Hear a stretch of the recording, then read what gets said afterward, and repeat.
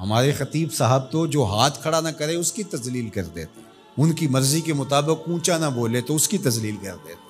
وہ کہتے ہیں کہ یہ میرے ساتھ اونچی پڑھو اور اونچی پڑھو اور اونچی پڑھو، ٹھیک ہے پڑھ لیں آپ، مجھے اس سے اعتراض نہیں ہے، لیکن ایک ہاتھ کھڑا کرو پھر دو ہاتھ کھڑے کرو تو پھر جھوم کے بولو اور یہ سب کچھ، چلو یہ چیزیں از خود پیدا ہو جائیں تو اچھی بات ہے۔ پہلے تو بات یہ ہے کہ جو چیز ہے اس کے لیے کہنے کی کیا ضرورت ہے؟ شاعر کی نوا ہو کہ مغنی کا نفس، جس سے چمن افسردہ ہو وہ باد سحر کیا۔ جب باد سحر چلے گی تو پھول خود بخود کھلنا شروع ہو جائیں گے، لیکن ہو باد سرسر اور مجبور کرے کہ میں باد صبا ہوں، باد نسیم ہوں، پھول کھلتے کیوں نہیں؟ میاں کیوں کھلیں گے پھول؟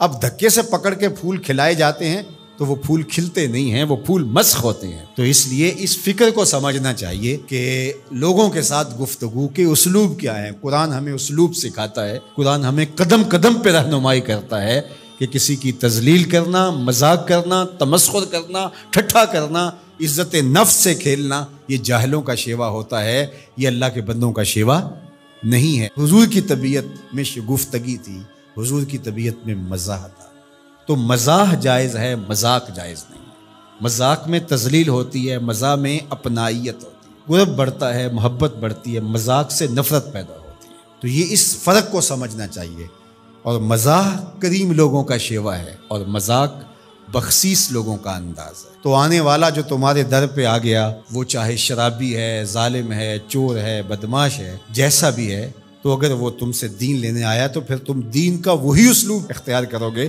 جو ہمیں دین نے بتایا ہے کہ اس اسلوب سے اس سے بات کرنی ہے۔